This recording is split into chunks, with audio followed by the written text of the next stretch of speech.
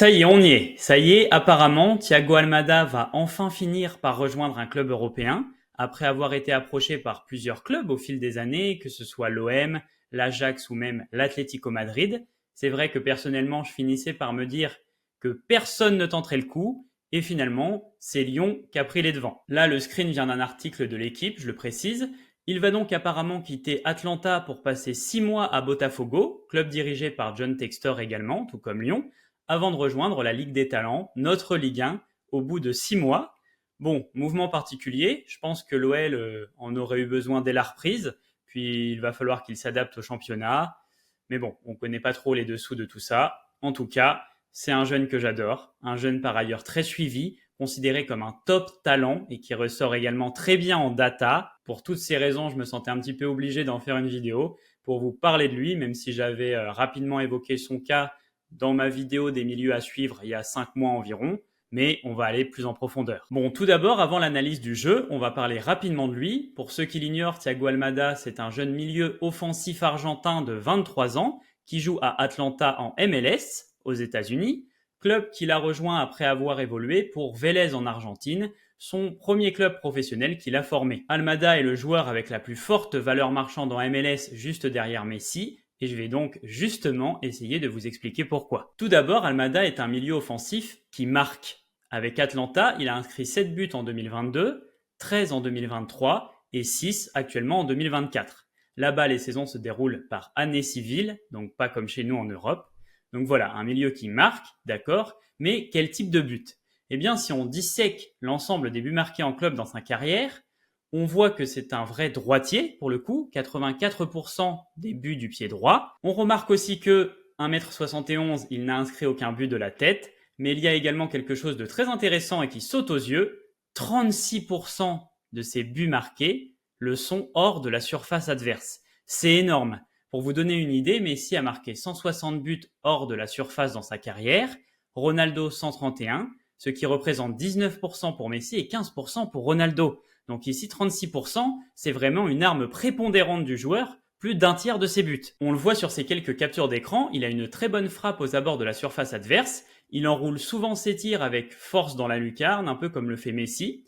Sur le screen du bas, vous pouvez voir une belle reprise de volée aussi. Les joueurs semblent très mal placés, mais c'est normal parce qu'il s'agissait d'une situation de coup franc. Le ballon lui est revenu dessus et il a tiré directement. Et parlons justement des coups francs, puisqu'il représente une partie de ses buts en dehors de la surface. Il en a marqué 3. 3 coups francs directs en une saison, c'était la saison dernière. Il les frappe très bien et c'est quelque chose qui manque beaucoup à l'OL, donc qui va être bénéfique. Il monte vraiment en puissance dans cet exercice et même quand ça finit pas au fond des filets, il va souvent toucher les montants ou forcer le gardien adverse à faire un bel arrêt. C'est donc un point fort à noter chez lui. Il sait marquer, mais surtout il sait marquer sans avoir besoin d'être bien placé dans la surface adverse et du coup sur coup franc direct aussi. On le voit dans les statistiques avancées de FBref, il tire en moyenne assez loin du but adverse et la valeur moyenne de la qualité des occasions qu'il se crée est faible. Il tente vraiment sa chance de loin et en regardant de plus près, on constate que c'est un joueur peu présent dans les deux surfaces, la sienne ou celle de l'adversaire. C'est d'ailleurs une grande différence avec Ryan Cherki, qui lui est sur le départ et qui est un des milieux offensifs qui touche le plus de ballons dans la surface adverse. Mais bon, pour le moment, il n'arrive pas à traduire ça en but. Je vous mets la carte des zones d'activité de Almada, sa heatmap. On se rend bien compte qu'il a une grosse présence au milieu de terrain, mais très peu dans les deux surfaces. Vous avez peut-être remarqué tout à l'heure dans le screen de FBref qu'Almada, et c'est le prochain point, est un très bon dribbleur. Et dans les deux styles de dribble. Alors qu'est-ce que j'entends par là?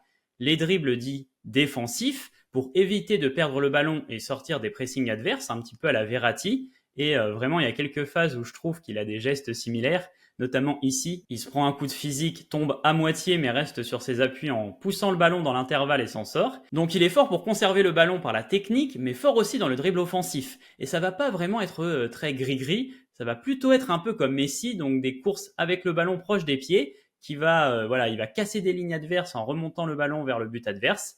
Parfois, il va avoir des petits gestes sympas comme des doubles contacts, mais au global, il est dans le dribble efficace, on va dire. Dernièrement, il a marqué un but bien sympa, justement en recevant le ballon assez bas, puis en remontant vers le but adverse, en éliminant deux adversaires pour terminer avec un but hors surface, encore un. Bon bah c'est bien, il marque, il dribble, parfait, mais c'est un milieu, et c'est vrai que pour un milieu ça peut être intéressant de savoir faire des passes. Bah, comme vous le voyez dans les datas, il ressort excellemment bien dans ce domaine-là, et on constate notamment la diversité de ses passes, jeu court, jeu moyen, jeu long, transversal, tirer les corners, passe en profondeur, centre, etc. C'est surtout dans les 30 derniers mètres que sa qualité de passe prend toute son importance. On voit ici la carte des occasions qu'il a créées en MLS sur les 2 dernières saisons, et on constate qu'en effet, il a souvent trouvé ses coéquipiers sur corner. Donc comme on le disait tout à l'heure, il tirait bien les coups francs, mais c'est aussi le cas des corners, donc ça c'est ok, t'as ton tireur de coup de pied arrêté. Et puis on voit qu'il crée aussi une majorité d'occasions sur des centres. Il apporte vraiment beaucoup de dangers comme ça, que ce soit en hauteur, à mi-hauteur en force, à ras de terre, mais il arrive globalement dans tous les cas à trouver des solutions dans un panel de situations de jeu vraiment large. Il va lancer ses coéquipiers dans la profondeur, les trouver dans l'espace ou même via des lobes par-dessus la défense. Son bon jeu long lui permet aussi de créer en étant plus loin du but adverse. Donc ouais, Almada, c'est vraiment un bon passeur. Et si on fait le point, on a un petit peu ce qu'on appelle un joueur total dans le sens offensif, donc qui sait marquer, dribbler et créer par la passe. Maintenant c'est bien, mais on arrive à la fameuse question, pourquoi est-ce que personne n'est allé le chercher s'il est si fort? Et est-ce possible de se fier à de bonnes performances en MLS? Alors comme je l'ai dit, il était sur les tablettes de plusieurs clubs européens lors de plusieurs saisons différentes.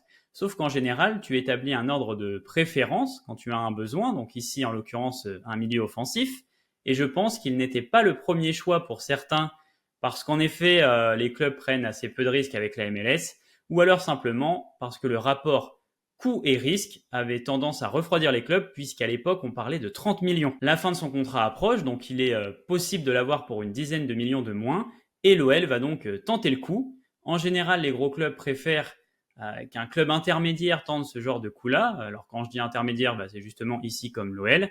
Et puis si le joueur performe en Europe, du coup, eux, ils viendront le chercher ensuite. Le niveau de la MLS, à quoi ça correspond concrètement? C'est vrai que c'est assez complexe à estimer, d'autant plus que c'est pas une ligue que je suis particulièrement. Mais selon quelques recherches et ce que j'ai pu lire, j'ai l'impression qu'on pourrait la situer entre la Ligue 2 et la Ligue 1. Donc bas de tableau de Ligue 1 et haut du tableau de Ligue 2. Après voilà, c'est relatif, c'est vraiment pour avoir une idée, donc prenez ça avec des pincettes.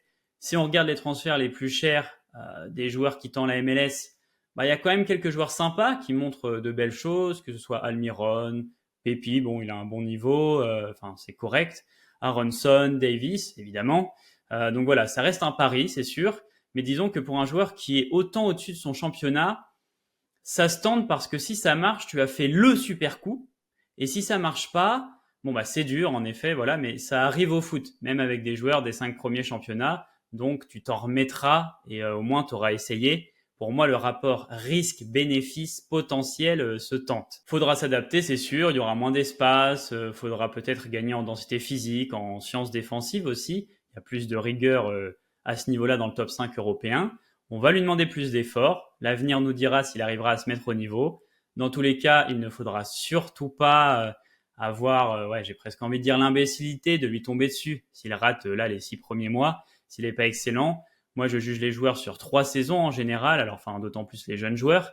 Une saison, c'est un état de forme. Combien de super joueurs ont déjà fait une saison pas terrible en arrivant dans un nouveau club? Combien de joueurs ont une seule super saison puis s'écroulent? Donc voilà, moi j'ai confiance, on va dire confiance 7 sur 10 à peu près au niveau du transfert. Et j'espère pour les Lyonnais et pour le football que ça va marcher. Voilà l'équipe, j'espère que ça aura pu vous éclairer un petit peu sur le joueur qu'est Thiago Almada, que vous soyez lyonnais ou non. Si vous avez apprécié la vidéo, que vous voulez me soutenir, vous pouvez liker, commenter, partager, vous abonner pour suivre plus régulièrement mon contenu. Et moi je vous dis à bientôt l'équipe.